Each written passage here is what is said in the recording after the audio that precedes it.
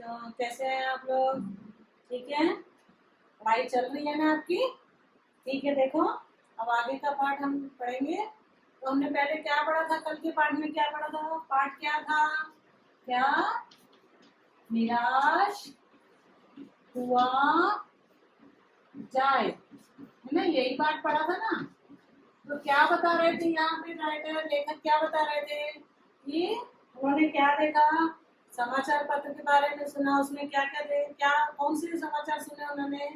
उन्होंने चोरी, डकैती, तस्करी आदि के समाचार देखे।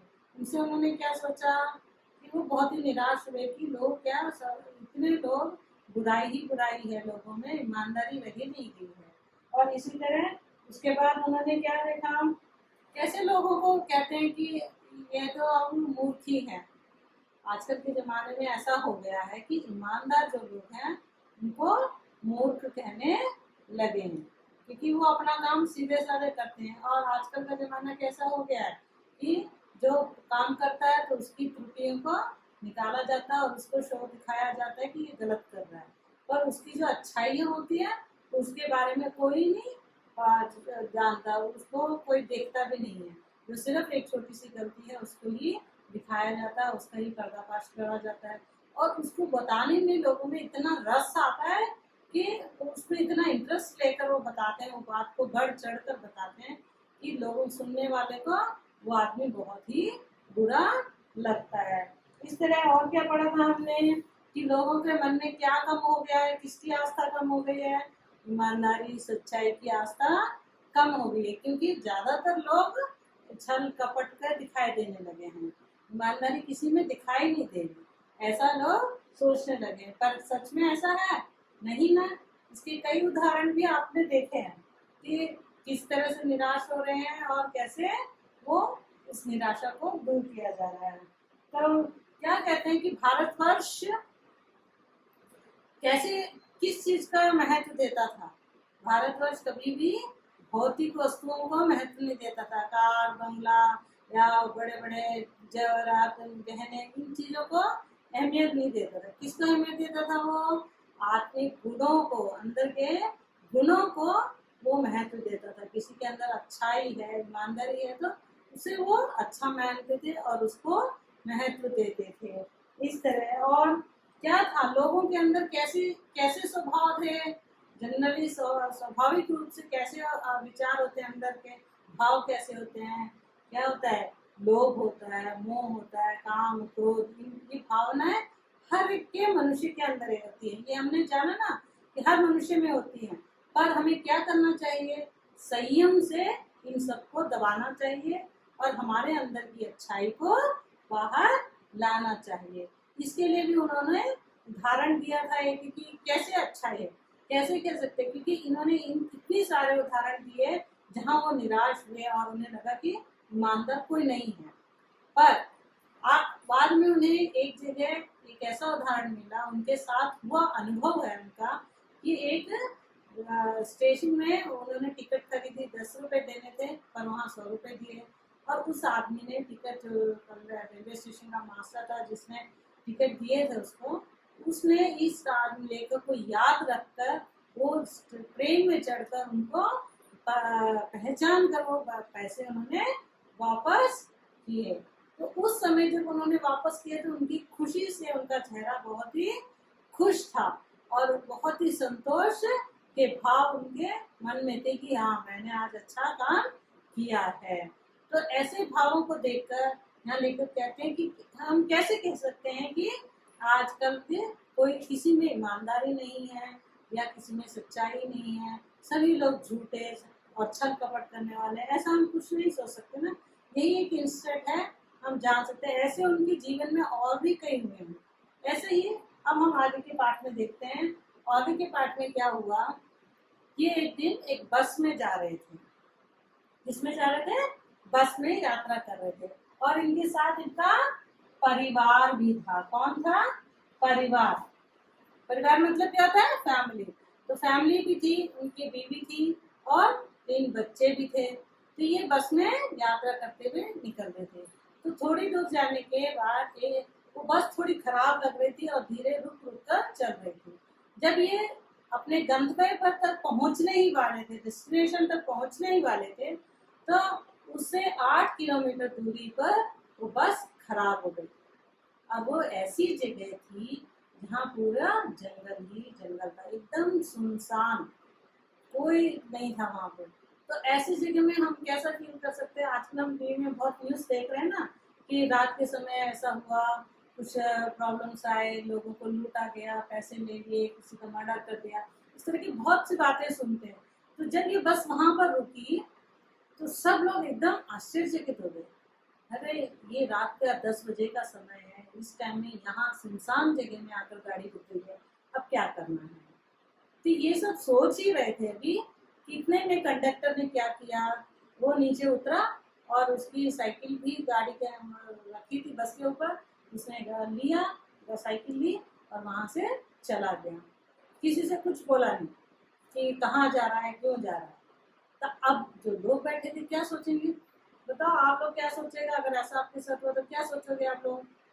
हाँ, बस लोगों ने भी यही सोचा कि अरे ये तो कोई चोर लोग हैं, शायद ये बस वाले ही चोर हैं, ये लोग किसी डाकू को, किसी को बुलाने के लिए गया है शायद, अब हम लोगों को मुश्किल हो जाएगी, हम लोगों को मार देंगे या हमारे पास का सब कुछ लूट ले जाएंगे। ऐसा सोचकर उन्हें गुस्सा आया। तो पहले उन्होंने सोचा कि ड्राइवर भी है और कंडक्टर, तो ये दोनों मिले हुए होंगे, सोचकर उन्होंने ड्राइवर को पकड़ लिया। अब ड्राइवर को पकड़ लिया तो क्या हुआ, और ड्राइवर कह रहा है नहीं भाई ऐसी बात नहीं है, ऐसा कुछ नहीं है। तो ये लोग कोई मानने को नहीं है। और उस समय की उसमें जो बस में युवा पीढ़ी थी, युवक लोग थे, वो लोग तो बस अब सुनने के लिए तैयार नहीं थे, बस मारने मुरने के लिए तैयार हो गए। उसको, ड्राइवर को पकड़कर मारने की कोशिश करने लगे। तो इतने में ये लेखक भी वहीं बैठे हुए थे अपने परिवार के साथ। ये भी डर रहे थे, अंदर तो डर सभी को रहता है ना कि ये भाई इस समय है, रात में, और बच्चों के साथ हैं, बीवी के साथ हैं, तो क्या होगा। डर अंदर था, पर फिर भी इन्होंने बहुत कोशिश की और उन लोगों से, उन लड़कों से ड्राइवर को बचाया, पर मारने ही नहीं दिया उनको। पर बच्चे जो थे, युवक जो थे, उस ड्राइवर को छोड़ने के लिए तैयार नहीं थे। क्यों छोड़ने के लिए तैयार नहीं थे? वो सोच रहे थे अगर छोड़ दिया जाए तो ये भी उस कंडक्टर की तरह यहाँ से भाग जाएगा, तब क्या होगा, शायद फिर डाकू लोग आ जाएं या कोई चोर उचक्का आ जाए। तो ऐसा सोचकर उन्होंने उसे पकड़े रखा। तो बहुत देर तक ऐसे ही पकड़े बैठे रहे, सोचते रहे अरे क्या होगा। तो कुछ लोग आपस में बातें करते हैं, अरे तो कुछ दिनों पहले भी ऐसा ही हुआ था, रात के समय एक जगह बस को लूटा गया था, चोरों ने उनको मार दिया, इसको मारा, इस तरह की कई इंसिडेंट जो थे उन लोगों को याद आते चले गए। तो इतने में ये देखते हैं कि एक बस आ रही है, दूर से देखा एक बस आ रही है। तो सबको थोड़ा लगा कि अब ये बस कहाँ से आ रही है, ये सही है बस, कौन ला रहा है, या कोई दूसरी तरफ से आ रही बस। ऐसे सोचते हुए इतने में वो बस पास आ गई, और जब पास आकर रुकी तो इन्होंने देखा कि इस बस का कंडक्टर जो था उस बस में बैठा हुआ था। तब इन लोगों को जान में जाने, और तब ये समझे कि कंडक्टर क्यों भागा था, यहाँ से क्यों गया था। तो पर क्या, कंडक्टर ऐसे जाने की जगह वो क्या कर सकता था? सबको बोल कर जा सकता था, तो लोग इतना टेंशन फील नहीं होते। तो बोल के जाता कि मैं बस स्टॉप जा रहा हूँ, बस स्टेशन में जा रहा हूँ, वहां से बस लेके आऊंगा, आप लोग धैर्य से रहिए करके बोल के जाता, तो शायद किसी को डर ना लगता। पर फिर भी थोड़ा तो डर रहता ही है कि वो सही बोल रहा है या नहीं। तो फिर भी उस कंडक्टर को देखकर उन लोगों की जान में जान आ गई, और सब लोगों ने इस कंडक्टर को धन्यवाद किया, और ड्राइवर से भी सॉरी बोला कि हमने आपको मारने की कोशिश की और इतनी देर बांध के रखा है। तो ये सब होने के बाद कंडक्टर ने क्या किया, देखिए, हाँ, कंडक्टर एक तो बस लेके आया लोगों के लिए, इस समय नाइट समय में उसने साइकिल पे इतनी दूर गया और दूसरी बस को लेकर आया। और दूसरा एक अच्छा काम उन्होंने क्या किया, वो जाते समय लेकर के जो बच्चे थे वो दूध पानी के लिए रो रहे थे, छोटे बच्चे थे, उन्हें भूख लगी थी, प्यास लगी थी, पर यहाँ आसपास जंगल का जंगली स्थान था, तो कहीं पानी का नामो निशान नहीं था। अब क्या करते थे? तो ये जाते समय उन्होंने, उस कंडक्टर ने इसको देखा था कि बच्चे रो रहे हैं, तो आते आते वो दूध और पानी भी लेकर आया, और उन्होंने लेकर को दिया कि मैं जब जा रहा था तो बच्चे रो रहे थे, तो मुझे वहाँ दूध दिखाई दिया, मैं दूध भी लेकर आ गया, बच्चों को भूख लगी होगी, दूध पिला दो। तब बताओ बच्चों यहाँ पर क्या क्या है, अब यहाँ इससे क्या समझ में आता है आपको कि हमें निराश होना चाहिए कि इन लोगों में इंसानियत नहीं है या इंसानियत है करके हम जान सकते हैं। हाँ, कि इंसानियत अभी भी है, लोगों में सच्चाई है, अच्छे लोग भी हमारे समाज में रहते हैं। इस इंस्टेंट से हमें भी पता चलता है कि ऐसे अच्छे लोग भी हैं। आसपास हम बहुत से ऐसे ही हम देख सकते हैं, हम कई न्यूज़ों में सुनते हैं कि ऑटो ड्राइवर्स कोई चीज़ भूल गया है तो वो ला कर दे देते हैं, अगर एड्रेस है, नहीं तो पुलिस स्टेशन में देते हैं, पुलिस वाले ला के देते हैं। तो हमें कहीं ना कहीं इस तरह के छोटे छोटे घटनाएं हमें पता चलती रहती हैं। इन सब बातों से हमें पता चलता है कि हमें निराश होने की जरूरत नहीं है। हमारे समाज में अभी भी अच्छाइयाँ मनुष्य के अंदर हैं, थोड़ी दबी हुई हैं, पर फिर भी मनुष्य के अंदर ये अच्छाइयाँ के गुण हैं, इसलिए हमें निराश होने की जरूरत नहीं है। इस तरह वो बताते हैं। इसके बाद वो क्या कहते हैं कि हम लोगों ने, मैंने बहुत लोगों के साथ, बहुत लोगों ने मेरे को ठगा है, चीट किया है, मुझे धोखा दिया है, विश्वासघात किया है, पर फिर भी इस तरह के घटनाओं से मैं जान सकता हूँ कि हमारे समाज में अभी भी अच्छाइयाँ हैं। इससे मन को तसल्ली होती है, हिम्मत मिलती है कि नहीं, हमारा समाज अभी इतना बिगड़ा नहीं है, इतना हमें निराश होने की जरूरत नहीं है, क्योंकि हमारे समाज में अभी भी अच्छे लोग रहते हैं। यही बात इन्होंने इस पाठ के द्वारा हमें समझाया है। ठीक है बच्चों, समझ में आया आपको? रविंद्रनाथ टैगोर जी ने अपनी प्रार्थना गीत में कहा है कि भगवान, हे भगवान, मुझे कितना भी नुकसान उठाना पड़े, कोई मुझे धोखा दे, कुछ भी हो, पर मुझे उन पर गुस्सा नहीं आना चाहिए, और मैं हमेशा, मुझे इतनी शक्ति दे दो भगवान कि मैं हमेशा तुम्हारे लिए कोई बुरा ना सोचूं और किसी और के लिए बुरा ना सोचूं। ये बातें रविंद्रनाथ टैगोर जी ने प्रार्थना गीत में कही हैं। ठीक है बच्चों, ऐसे उनके अंदर क्या थे? सकारात्मक विचार थे। ऐसे हमें भी अपने अंदर सकारात्मक विचारों की वृद्धि करनी चाहिए। ठीक है बच्चों, अब देख लो कुछ मीनिंग्स देखते हैं यहाँ पे इसमें आए हुए। निर्जन स्थान या सुनसान स्थान। निर्जन स्थान क्या है? लोनली, जहाँ पर कोई भी नहीं होता। सुनसान, डेजर्टेड, क्या बोलते हैं इसको इंग्लिश में? Deserted place. गंतव्य, डेस्टिनेशन, क्या होता है? डेस्टिनेशन। संदेह, मालूम है संदेह करना? डाउट, धोखा देना, चीट करना, है ना? तो चीट, ऐसे ये कुछ शब्द हैं। और कुछ विलोम शब्द भी देख लो।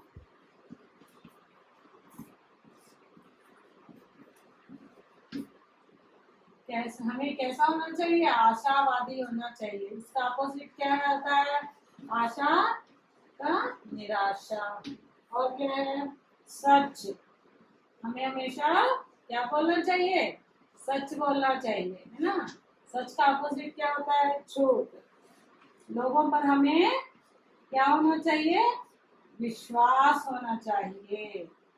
विश्वास का अपोजिट क्या हुआ? अविश्वास। ठीक है। धर्म, इसके लिए कहा था धर्म हमने? सच्चाई, ईमानदारी के लिए, है ना? धर्म, अधर्म। ठीक है, इस तरह कुछ विलोम शब्द हैं। और हम अब आगे हम कुछ व्याकरण पढ़ लेते हैं। व्याकरण में हमने पहले भी कुछ पढ़ा था। कल हमने क्या पढ़ा था? देखो क्या पढ़ा था हमने कल? अल्प विराम, अर्ध विराम, है ना? याद है? इसमें इस वाक्य को देखिए, क्या निराश हुआ जाए, अगर इसमें विराम चिन्ह लगाना पड़े तो क्या लगाएंगे आप? क्या है ये? क्या क्या चीज है?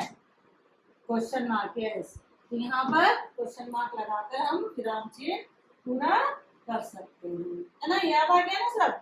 तो आज का हमारा व्याकरण क्या है?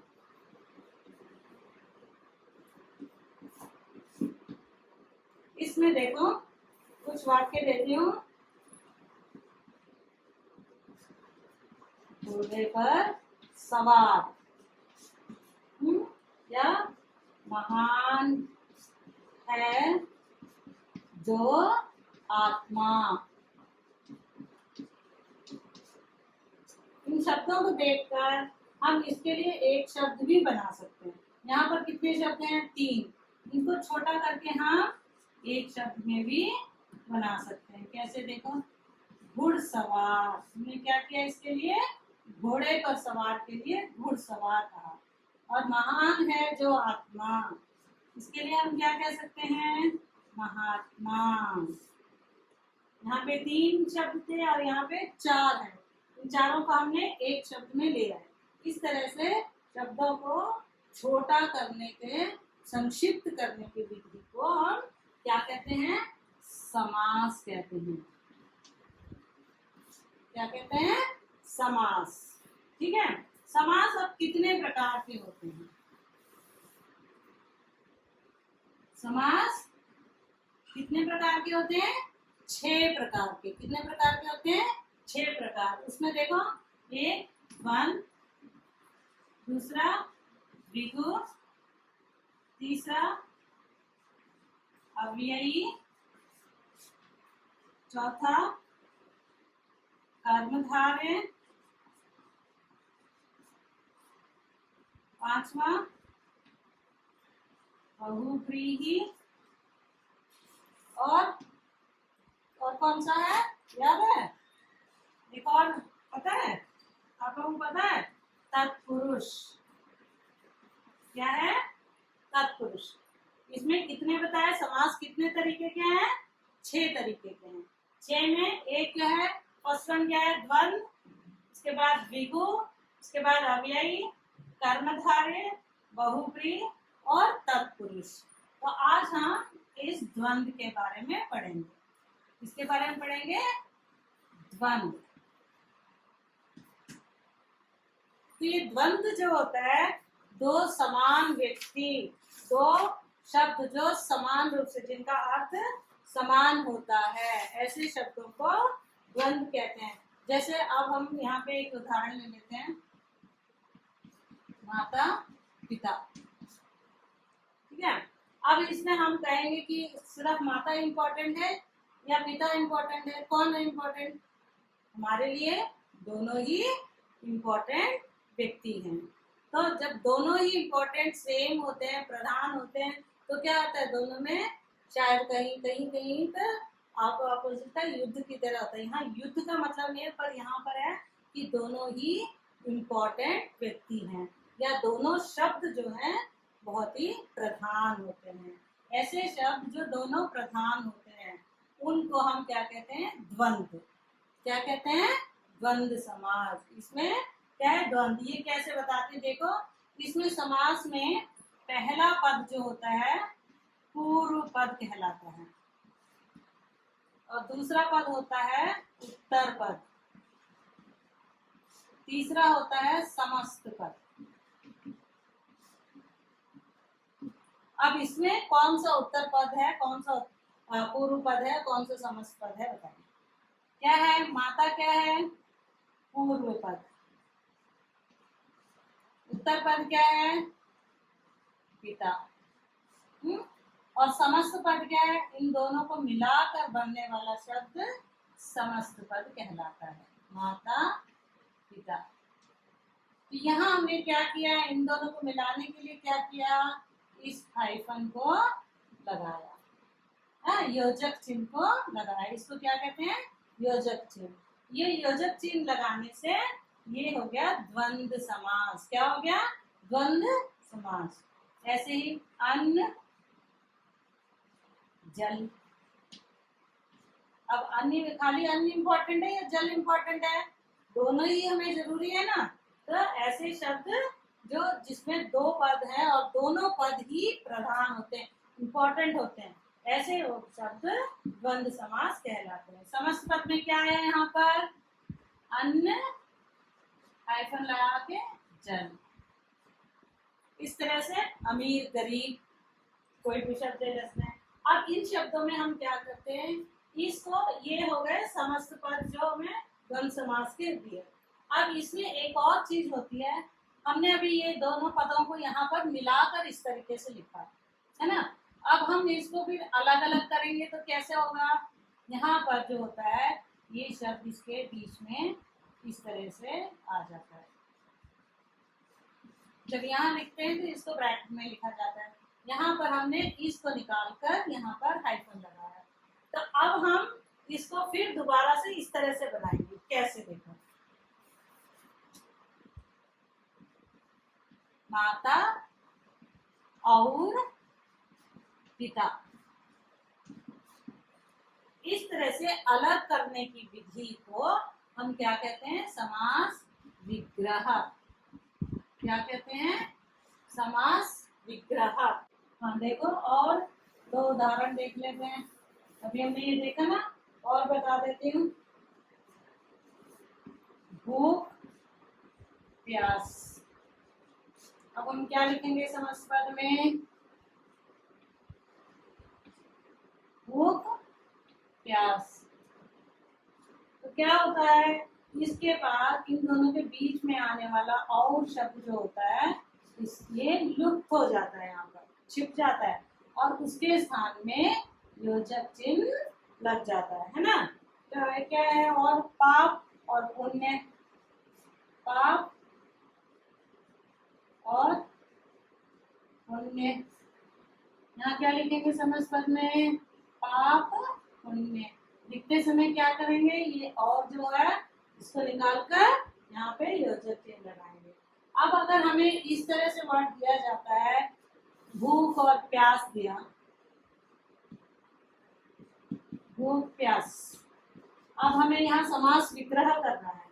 कैसे करेंगे, इसको हम भूख और प्यास इस तरह से विग्रह करके लिखेंगे। इसमें द्वंद्व में क्या होता है, जो समस्त पद होता है उसमें दोनों शब्द प्रधान होते हैं, दोनों इम्पोर्टेंट होते हैं। और इसमें क्या होता है, समस्त पद जब बनता है तो उसमें ये और, या, एवं, इन तीन शब्दों का यूज होता है। इनमें और, या, एवं, इस तरह के शब्द ये हो जाते, ये लुप्त होकर उसके प्लेस में योजक चिन्ह आ जाता है समस्त पद में। जब समस्त पद से हम विग्रह करते हैं पद को, तो वहां पर और, या एवं का चिन्ह वर्ड उस शब्द को यूज कर लेते हैं। तो इनको लगाने से विग्रह हो जाता है, और इनको निकालकर हाइफन लगाने से, योजक चिन्ह लगाने से समस्त पद बन जाता है। समझ में आया बच्चों, क्या है, समस्त पद में दोनों पद जब इम्पोर्टेंट होते हैं तो वो द्वंद्व कहलाता है। दोनों शब्द प्रधान होते हैं तो वो द्वंद्व कहलाता है। समझ में आ गया, ठीक है बच्चों, धन्यवाद।